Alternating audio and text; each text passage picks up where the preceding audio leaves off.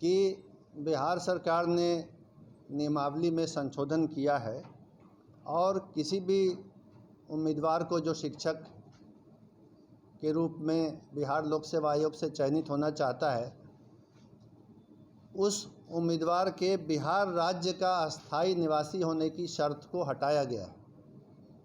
ये शर्त नहीं रहेगी कि बिहार राज्य के अस्थायी निवासी ही बिहार लोक सेवा आयोग की परीक्षा में शामिल हो सकते हैं। ये शर्त हटाई गई है। आप देख रहे हैं न्यूज़ फॉर नेशन। मैं आपके साथ अभिजीत सिंह। बिहार सरकार के द्वारा जो नई शिक्षक नियमावली में संशोधन किया गया, जिस तरह से बात करें कि जो डोमिसाइल नीति को खत्म कर दिया गया, जिसके बाद शिक्षक अभ्यर्थी हैं जो सड़क पर उतरे और इसके खिलाफ प्रदर्शन भी किए। और वहीं बात करें तो आज मुख्य सचिव आमिर सुहानी ने इस पर मुहर लगाते हुए साफ तौर पर कह रहे हैं कि ये पहले भी 3 बार बिहार में परीक्षा इस नियम से हो चुका है। और वहीं बात करें तो उन्होंने साफ तौर पर यह भी कहा है कि ये जो नियमावली लाया गया है बिहार के हित के लिए लाया गया है, बिहार के अभ्यर्थियों के लिए लाया गया। उन्होंने साफ तौर पर यह भी कहा कि जो बिहार के हैं, जो आरक्षण मिला है वो ज़्यादातर बिहार के ही चुने जाएंगे। पहले क्या कुछ कर रहे हैं आमिर सुहानी, पहले सुनिए उनकी बातों को। आज यहाँ मौजूद मीडिया के सभी प्रतिनिधिगण का स्वागत करता हूँ। जैसा कि आप देख रहे हैं, मेरे साथ श्री के पाठक, अपर मुख्य सचिव शिक्षा विभाग मौजूद हैं और मेरे दूसरी ओर निदेशक प्राथमिक शिक्षा इस प्रेस ब्रीफिंग में हमारे साथ शामिल हैं।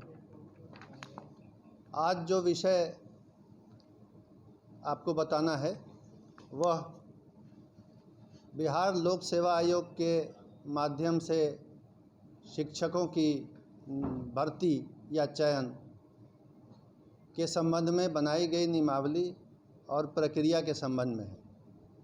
और उसमें मूल बिंदु जो मुझे आपको स्पष्ट करना है, वह मूल बिंदु यह है कि बिहार सरकार ने नियमावली में संशोधन किया है और किसी भी उम्मीदवार को जो शिक्षक के रूप में बिहार लोक सेवा आयोग से चयनित होना चाहता है, उस उम्मीदवार के बिहार राज्य का अस्थायी निवासी होने की शर्त को हटाया गया है।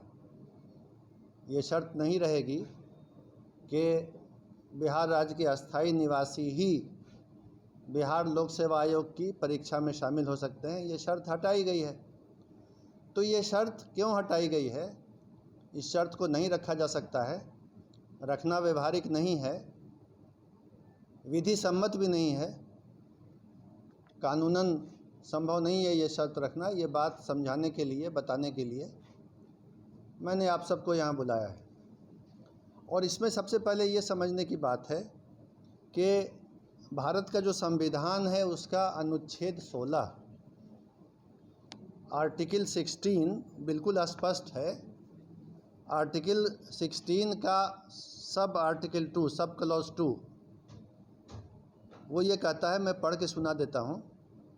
राज्य के अधीन किसी नियोजन या पद के संबंध में केवल धर्म, मूल वंश, जाति, लिंग, उद्भाव, जन्म स्थान, निवास, ध्यान देंगे, जन्म स्थान, निवास या इनमें से किसी के आधार पर न तो कोई नागरिक अपात्र होगा और न उससे विभेद किया जाएगा।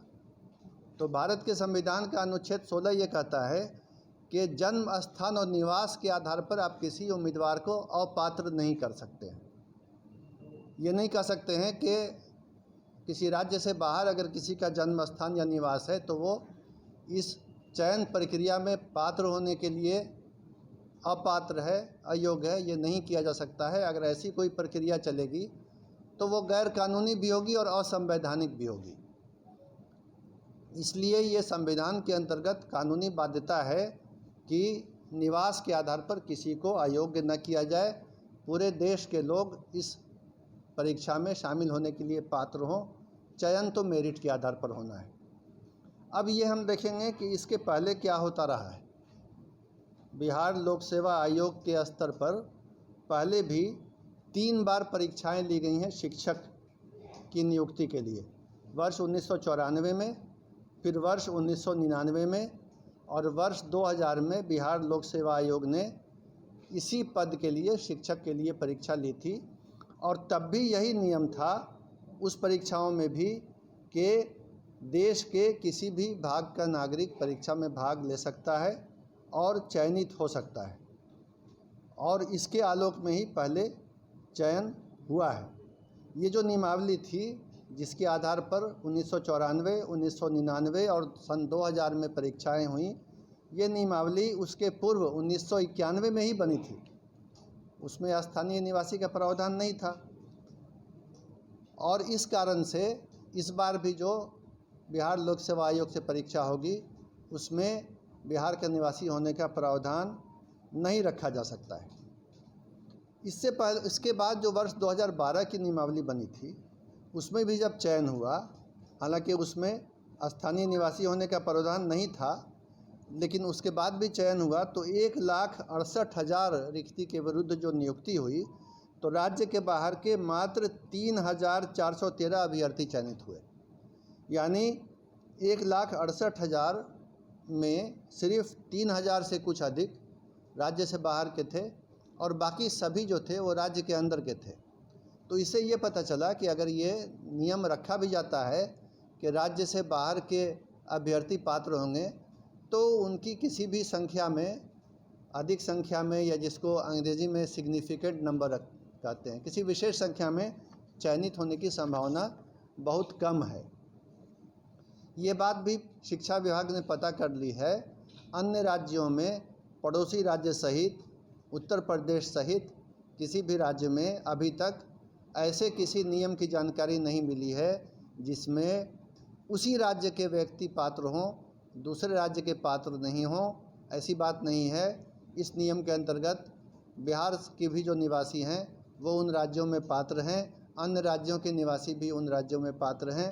अन्य राज्यों में भी यही स्थिति है कि स्थानीय राज्य का निवासी होने की शर्त नहीं है।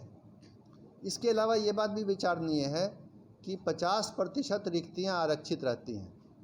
आरक्षण का नियम स्पष्ट है, जो आरक्षण का अधिनियम बिहार में है, सभी सेवाओं में लागू है कि आरक्षण का लाभ, आरक्षण के आधार पर चयनित होने का लाभ केवल और केवल राज्य के अंदर के निवासी को ही मिलता है। ये आरक्षण का नियम है, ये शिक्षक नियमावली में नहीं है, ध्यान देंगे। तो ऐसे भी चूँकि आरक्षण में ये नियम है और इस बार भी लागू होगा कि बिहार राज्य के अंदर के जो लोग हैं उन्हीं को आरक्षण का लाभ मिलेगा, तो 50% रिक्तियों पर तो आरक्षण के कारण बिहार के ही लोग चयनित होंगे और बाकी पर जैसा मैंने बताया, पिछली बार का भी अनुभव है कि बहुत ही नाम मात्र को ही बाहर के लोग चयनित होते हैं। स्थानीय निवासियों को कोई उससे विशेष घाटा या नुकसान नहीं होता है।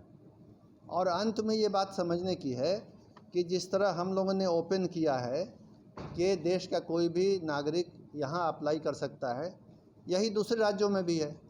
तो अगर विभिन्न राज्य इस तरह के नियम बनाने लगेंगे, हालांकि वो विधि सम्मत नहीं होगा, लेकिन अगर बनाने लगेंगे कि उसी राज्य के लोग अप्लाई करें, तो जाहिर है बिहार के भी जो युवक हैं, युवतियां हैं, जो अभ्यर्थी हैं, जो दूसरे राज्यों में नौकरी के लिए अप्लाई कर रहे हैं, चयनित हो रहे हैं, काम कर रहे हैं, उनके भी अवसर समाप्त हो जाएंगे।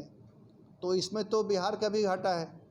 अगर देखा देखी सभी राज्यों ने ये करना शुरू किया तो अवसर कम हो जाएंगे बिहार के अभ्यर्थियों के लिए भी। तो कुल मिला के ये किसी के हित में भी नहीं होगा और ये सरकार ने सभी विधिक पहलुओं की जांच करके, कानूनी पहलू को समझ के, बहुत सोच विचार करके ये नियम बनाया है कि बिहार राज्य सहित पूरे देश के लोग अप्लाई कर सकते हैं। हालांकि संभावना यही है कि अधिकांश या लगभग सभी बिहार राज्य के ही अभ्यर्थी होंगे और चयनित भी वही होंगे।